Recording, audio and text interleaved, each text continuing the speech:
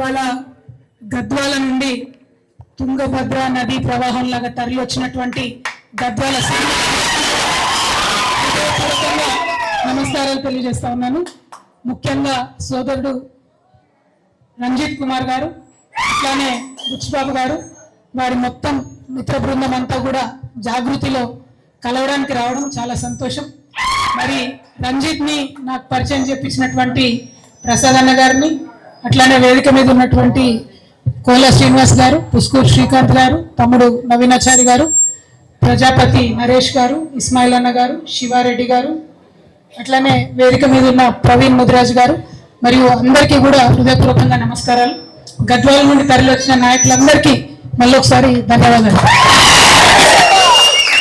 మిమ్మల్ని మీ ఉత్సాహాన్ని చూస్తుంటే నాకు ఒక మాట అనిపిస్తుంది. గద్వాల్ గడి మీద టేకేదారుల జెండా కాదు, ఉద్యమకారుల జెండా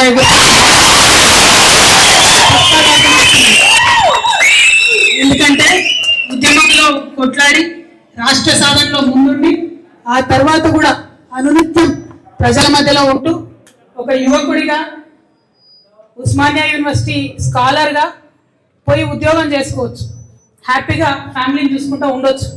కానీ అవన్నీ పక్కకు పెట్టి నేను నా ప్రజల కోసం పనిచేయాలనేటటువంటి ఒక గట్టి సంకల్పంతో మరి 10 సంవత్సరాలైనా సరే, ఓటమి ఎదురైనా సరే, ఎప్పటికన్నా ఖచ్చితంగా నా ప్రజలకు న్యాయం చేయాలనే సంకల్పంతో పనిచేస్తున్నటువంటి వారి కమిట్మెంట్ని నచ్చి మరి మనం జాగృతిలోకి ఆహ్వానించడం జరిగింది.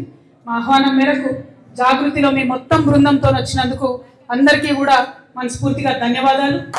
గద్వాల్ అంటేనే మన అమ్మ జోగులాంబ, ఆ అమ్మవారి దయతోని ఖచ్చితంగా రాష్ట్రం అంతా బాగుంటుంది. గద్వాల ప్రజల జీవితాల్లో కూడా మంచి మార్పును తీసుకొస్తామని ఈ సందర్భంగా తెలియజేస్తా ఉన్నాం. మనకు తెలుసు గద్వాల్ అంటే ఏం మాట్లాడతారు, ఒక పక్క చేనేత కష్టాలు, ఇంకో పక్క సీడిపత్తి కష్టాలు, ఇంకో పక్క దేశంలోనే అత్యంత వెనుకబాటుతనం ఉన్న ఐజా లాంటి మండలాలు. మరి 80 ఏండ్లు గడీల పాలన నడిచింది. ఒకటి బంగ్లా, ఇంకోటి బంగ్లా. వీళ్ళ ఇద్దరి పాలన 80 ఏండ్లలో ఆడపిల్లలు కనీసం చదువు చెప్తలేరు ఐజా మండలంలో. దేశంలోనే లాస్ట్ నంబర్లో ఉన్నది. ఇక మరి కేటితోటి మండల్, ఐజా మండల్, గట్టు మండల్, ఇవన్నీ కూడా ఒకటిని మించి ఒకటి వెనుకబాటుతనంలో పోటీ పడుతున్న పరిస్థితి ఉన్నది. మరి అంత గొప్ప గొప్ప వాళ్ళు ఉంటే ఎందుకు వెనుకబాటుతనం అని ప్రశ్నిస్తున్నటువంటి నడిగడ్డ పోరాట సమితి ఆ నాయకులకు అందరికీ కూడా మళ్ళీ అభినందనలు. ఆ స్పిరిట్ అట్లనే ఉండాలి, ఎందుకంటే పోరాటం ఇంకా కొంచెం కొనసాగుతుంది.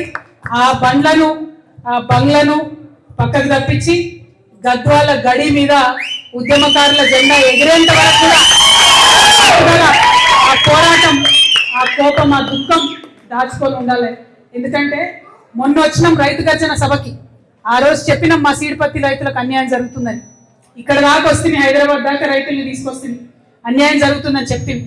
ఇప్పటి వరకు కూడా ఈ కాంగ్రెస్ ప్రభుత్వంలో మరి అలీబాబా 40 దొంగల్లాగా, అరుణమ్మ అండ్ 40 మంది ఏజెంట్లు వాళ్ళ బ్యాచ్ బందిపోట్లలాగా రైతుల్ని దోచుకుంటుంటే కనీసం ఆ సీడిపత్తి డబ్బులు ఇవ్వకపోవడం ఇప్పటి వరకు అంటే చాలా అన్యాయం. ఆ 200 కోట్ల రూపాయలు తక్షణమే విడుదల చేయాలని మేము మళ్ళీ ఒకసారి తెలంగాణ జాగృతి తరఫున డిమాండ్ చేస్తా ఉన్నాం. మరి గద్వాలకు వచ్చిన రోజు అక్కడ చేనేత కార్మికులు చూసి మనం ఆ రోజు డిమాండ్ చేసినాం, లోన్లు పెండింగ్ ఉన్నాయి ఇవ్వమని. ఆ లోన్లు ఇప్పుడు వచ్చినాయి. కానీ ఇక ముందు చేపట్టాల్సిన అనేక చేనేత కార్యక్రమాలని మొత్తం కూడా ప్రభుత్వం నిర్వీర్యం చేస్తున్నటువంటి పరిస్థితి కనబడుతున్నది. రాష్ట్ర వ్యాప్తంగా ఉన్న చేనేత కార్మికుల పక్షాన నేను ప్రభుత్వాన్ని డిమాండ్ చేస్తా ఉన్నాను.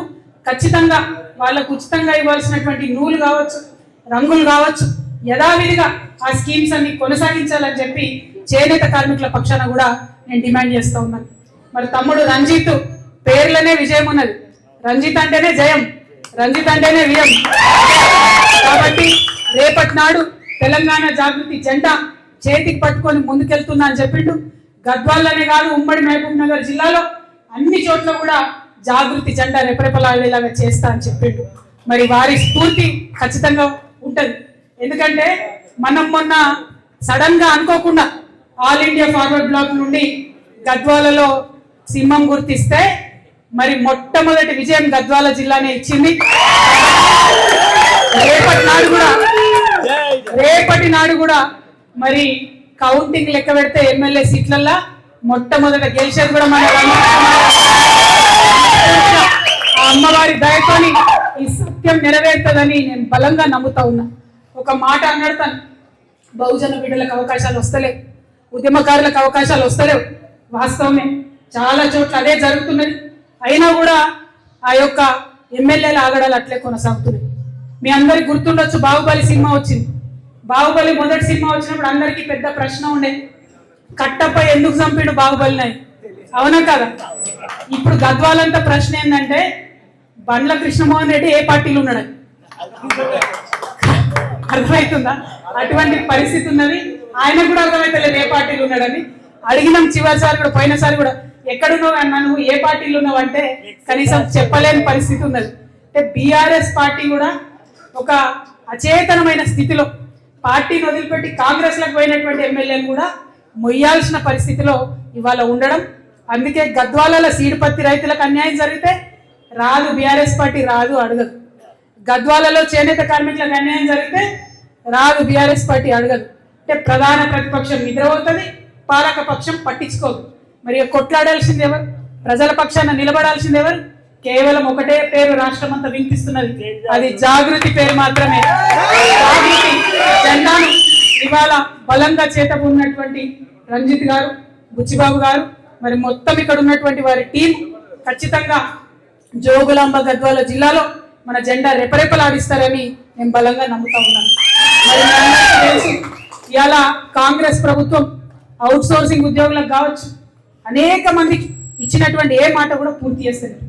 మాటలు పూర్తి చేసుకోవడం పక్కన పెడితే ఇక దోపకం, విపరీతమైనటువంటి దోపిడీ. ఏడబోతుంది ఈ దోపిడీ అంతా, ఈ సొమ్మంతా ఎటుపోతుందంటే ఢిల్లీకి పోతుందట. అటువంటి పరిస్థితుల్లో ఇవాళ కర్ణాటక, నిన్న కేరళ ఎన్నికలు వచ్చినాయి. ఆ కేరళ ఎన్నికలు వస్తే మన సీఎం గారు అక్కడికి పోయి ప్రచారం చేస్తాం. ఏమని? మొత్తం తెలంగాణ అంతా మేము తీర్చిదిద్దినాం, బొట్టు పెట్టినాం, మంచిగా చేసినాం, అట్లా మీ కేరళలో కాంగ్రెస్ గెలిపిమని అంటుంది. ఇక్కడ ఏమన్నా చేసిండ్రా? ఏమన్నా సాధించిందా? ఇక్కడ మీరు ఒక్కసారి ఆలోచించారు. ఎవరికన్నా రైతులకు ఎక్కడన్నా పెన్షన్ పెరిగిందా? ముసలాళ్ళకు, అవ్వలకు ఎక్కడైనా 2500 రూపాయలు వస్తున్నాయా? మహిళలకు ఎక్కడైనా స్టూడెంట్స్ కి విద్యా భరోసా కార్డు వస్తుందా? నిరుద్యోగులకు జాబులు వస్తున్నాయా? రైతులకు రైతు భరోసా టైంకి వస్తున్నదా? ఒకటే ఎకరానికి రైతు భరోసా వేసి దాన్ని పెద్ద గొప్పగా చెప్పి అక్కడ పోయి మాట్లాడుతున్నారు. రైతు రుణమాఫీ కూడా సగం కూడా కానటువంటి పరిస్థితి. అంటే ఎంత ఘోరం అంటే కాంగ్రెస్ పార్టీ వాళ్ళ అబద్ధాలు చాలా దారుణంగా ఉన్నాయి, ప్రజల్ని వంచిస్తా ఉన్నారు. అసలు తెలంగాణ రాష్ట్రం వచ్చింది, ఉద్యమం చేసింది, మన పరిపాలన కావాలి. కానీ ఇలా జరుగుతున్నది ఏంటి? మొత్తం ఢిల్లీ పరిపాలన. ఢిల్లీ నుండి మొన్న ఒక చిన్న సంఘటన జరిగిందట. ఢిల్లీ నుంచి సీఎం గారు ఏదో మీటింగ్ లో ఉంటే రాహుల్ గాంధీ గారు ఫోన్ చేసినారు. రేవంత్ రెడ్డి గారు ఏదో మీటింగ్ లో ఉంటే రాహుల్ గాంధీ గారు ఫోన్ చేశారు. రాహుల్ గాంధీ గారు ఫోన్ చేయగానే టక్కుమని రేవంత్ రెడ్డి అటెన్షన్ లో లేచి నిల్చొని, సార్ సార్ చెప్పండి సార్ రాహుల్జీ అన్నాడు. పక్కన ఒక ఆయన సంచులు మోసిన ఆయన ఉంటాడు. అప్పుడు టీవీలో వీడియోలో చూడలే మనం, సంచులు మోసిన ఆయన భీమ్బాయ్. ఆ భీమ్బాయ్ ఏమన్నాడట, ఎందుకన్నా నువ్వు లేచి నిలబడుతున్నావు, ఫోన్ చేసింది రాహుల్ గాంధీ కదా, మరి ఫోన్ లో కనబడదు కదా, నువ్వు నిల్చున్నావా కూర్చున్నావా, ఎందుకన్నా నువ్వు లేచి నిలబడా అన్నాడు. అంటే సీఎం గారు చెప్తున్నట్టు రేవంత్ రెడ్డి గారు, నీకు తెలియదు భీమ్బాయ్, నువ్వు ఆగు, ఎందుకంటే నేను కూర్చొని ఫోన్ మాట్లాడినా అనుకో రాహుల్ గాంధీతోని, బట్టి విక్రమార్క అన్న ఢిల్లీకి పోయినప్పుడు ఇంగ్లీష్ లో రాహుల్ గాంధీ గారికి చెప్తారు, Rahul ji when you call, ఆయన కూర్చొని మాట్లాడుతుందని చెప్తారు. కాబట్టి నిల్చొని మాట్లాడితేనే మనకు, నాకు కూర్చుంటది ఉంటుంది మోస్తానికి నీకు సంచి ఉంటుంది రా నాయన, లేకపోతే నాకు కూర్చుంటది ఉంటుంది నీకు సంచి ఉంటుంది అని చెప్పిండు. అంటే ఎంత ఘోరమైన గులాంగిరి అంటే అంతకుముందు కూడా చూసినాం. కాంగ్రెస్ పార్టీ ఉన్నప్పుడు ఎప్పుడైనా ఢిల్లీ హైకమాండ్ కింద పనిచేస్తారు.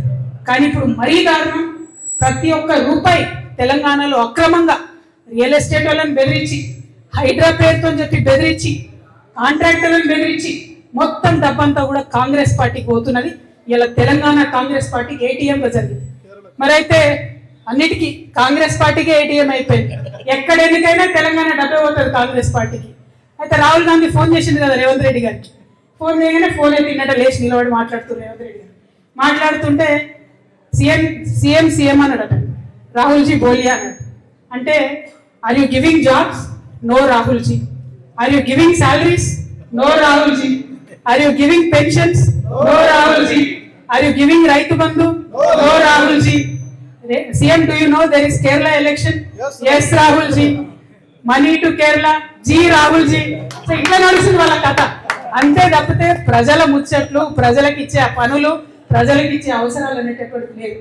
ఇక రేవంత్ రెడ్డి గారు మీ మహబూబ్ నగర్ జిల్లాని మరి ఒకటే మాట అడుగుతున్నానే, నిన్ననే కర్ణాటకలో ఉన్న అప్పర్ భద్ర ప్రాజెక్ట్ కి నేషనల్ స్టేటస్ ఇచ్చింది. కనీసం నీటి కేటాయింపులు లేనటువంటి అప్పర్ భద్ర ప్రాజెక్ట్ కి నేషనల్ స్టేటస్ ఇస్తే డైరెక్ట్ గా దెబ్బపడేది మన గద్వాలకి, తుంగ అక్కడనే ఆగుతుంది, వచ్చేటటువంటి నీళ్లు మనకు రానటువంటి పరిస్థితి ఉంటుంది. కానీ అదే ఉమ్మడి మహబూబ్ నగర్ జిల్లాకు చెందినటువంటి రేవంత్ రెడ్డి గారు ఒక్క మాట కూడా మోడీని అన్నాడు, ఒక్క రూపాయి కూడా బడ్జెట్ లో మనకు డబ్బులు ఇవ్వకున్నా ఒక్క మాట మోడీని అన్నారు. అంటే బీజేపీ అన్యాయం చేసినా మాట్లాడాడు, కాంగ్రెస్ పార్టీ అన్యాయం చేసినా మాట్లాడారు. అక్కడ కాంగ్రెస్ ని మెయింటైన్ చేయడం, ఇక్కడ బీజేపీని మెయింటైన్ చేయడం, కానీ తెలంగాణ ప్రజల్ని మాత్రం మోసం చేయడం, మభ్యపెట్టడం ఇదే కాంగ్రెస్ పార్టీ నీతి ఉన్నది. కాబట్టి ఈ కాంగ్రెస్ పార్టీ మీద మామూలు యుద్ధం కాదు, భారీ యుద్ధం చేయాలి.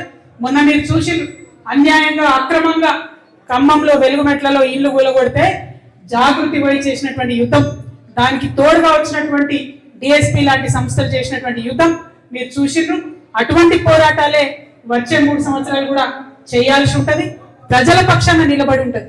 దయచేసి మీరు ఇప్పటి వరకు నడిగ ట్యాంకుల పోరాట సమితితోని అనేక కార్యక్రమాలు చేసి మీరు ఒంటరిగా ఎదుర్కొన్నారు. రేపటి నాడు 25వ తారీఖు, ఏప్రిల్ 25వ తారీఖు రాసి పెట్టుకోండి, అండర్లైన్ చేసి పెట్టుకోండి. తెలంగాణ చరిత్రను మార్చబోయేటటువంటి తెలంగాణ భవిష్యత్తుని తీర్చిదిద్దబోయే కార్యక్రమం ఆనాడు వచ్చేటటువంటి మన పార్టీ మొత్తం తెలంగాణ భవిష్యత్తును తీర్చిదిద్దుతుంది. ఒక కొత్త తరహా రాజకీయం ఎట్లుండాలి, ప్రజల పక్షాన నిలబడి త్యాగాలు చేసేటటువంటి రాజకీయ నాయకులు ఎట్లుండాలో చూపించేటటువంటి పార్టీగా ఉంటుంది. ప్రతి పార్టీ కూడా ఆషామాషాగా రావడం, పోవడం, ఎగ్జిబిషన్లకు వచ్చినట్టు ప్రజల దగ్గరకు వచ్చి ఫోటోలు దిగి వాట్సాప్ లో పెట్టుకొని వెళ్ళిపోవడం, అంతే తప్పితే చిత్తశుద్ధితో నిలబడి పోరాటం చేస్తున్న వాళ్ళు లేరు.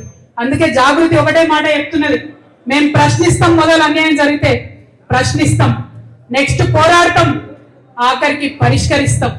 ప్రశ్నిస్తాం, పోరాడతాం, పరిష్కరిస్తాం. వేరే వాళ్ళలాగా సూపు కట్నం కింద పోయొచ్చుడు కాదు. ప్రశ్నిస్తాం, పోరాడతాం, పరిష్కరిస్తాం. మరి అదొకటే పంతా ఎంచుకుంటాం, ముందుకు పోతాం. తమ్ముడు రంజిత్ గారికి ప్రజా జీవితంలో అపారమైనటువంటి అనుభవం ఉన్నది. పాదయాత్రలు చేసిండు, పల్లె నిద్రలు చేసిండు, ప్రజల కష్టాలు దగ్గర నుండి చూసినటువంటి వ్యక్తి. తమ్ముడు బ్యాడ్ న్యూస్ ఏంటంటే ఇంకా 3 ఏళ్ళు కూడా అదే వేయాల్సి ఉంటుంది.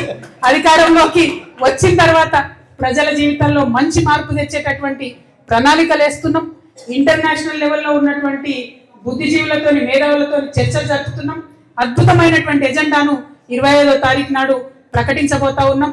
కలిసి వచ్చేటటువంటి శక్తులందరినీ కూడా కలుపుకొని ముందుకు పోతాం. కానీ ప్రజల మధ్యలోనే ఉంటాం, పప్పన్నం తింటాం, పాదయాత్ర వేస్తాం, అంతేనా? ప్రజల మధ్యలోనే ఉంటాం, వారి సమస్యలు పరిష్కరించడానికి వారితోనే కలిసి నడుస్తాం. ఎందుకంటే ఇవాళ ప్రతి ఒక్కరు కూడా పెద్దవాళ్ళ గురించి మాట్లాడుతున్నారు, కానీ నేను కోరుకునేది ఒకటే, సామాన్యుల చేత, సామాన్యుల కోసం, సామాన్యుల వల్ల వచ్చేటటువంటి సర్కార్ రావాలి. వచ్చిన తర్వాత కూడా సామాన్యుల కోసమే పనిచేయాలి. అటువంటి సర్కార్ రావడానికే తెలంగాణ జాగృతి ప్రయత్నం చేస్తున్నది. జాగృతికి ఉన్నటువంటి ఒక సాంస్కృతిక నేపథ్యం, పల్లె ప్రజలతో ఉన్నటువంటి అనుబంధం రేపటి నాడు తెలంగాణను తీర్చిదిద్దడంలో, ఇండియాలో నంబర్ 1 చేయడంలో మనం ఖచ్చితంగా ముందడుగేస్తాం, ముందటుంటాం. మరి తెలంగాణ ఆడబిడ్డగా, మీ అందరి అక్కగా, సోదరిగా నేను ఒకటే మాట ఇస్తా ఉన్నా. నేను ఇవాళ నడిగ టాకుల పోరాట సమితి నుండి వేలాదిగా తరలి వచ్చిన మీ అందరి రాజకీయ భవిష్యత్తును కూడా కాపాడుకునే బాధ్యత కూడా నాదే. మీ అందరి మీద ఏ చిన్న ఇబ్బంది రాకుండా మీ ఎవరికి కూడా ఏ క్షణమైనా మీకు మద్దతుగా మేము ఉంటాం. రంజిత్ నాతోని గత 5 నెలలుగా ప్రయాణం చేస్తూ ఉన్నారు. వారికి తెలుసు ఎంత ఫాస్ట్ గా రెస్పాండ్ అవుతామో, ఏ ఇష్యూ ఉన్నా ఎంత పరిష్కరిస్తామో, ఎట్లా అండగా నిలుస్తామో తనకు తెలుసు. మరి మీ అందరికి కూడా రంజిత్ అదే విధంగా ఉంటాడు. కాబట్టి గద్వాల యొక్క భవిష్యత్తును మారుస్తాం, తెలంగాణ యొక్క భవిష్యత్తును మారుద్దాం. కొత్త నెత్తుర్ని, కొత్త రాజకీయాన్ని, కొత్త రాజకీయ శక్తిని ఈ గడ్డకు పరిచయం చేద్దామని చెప్పి తెలియజేస్తూ మీ అందరి దగ్గర కూడా నేను సెలవు తీసుకుంటున్నాను. Thank you. జై తెలంగాణ, జై జాగృతి.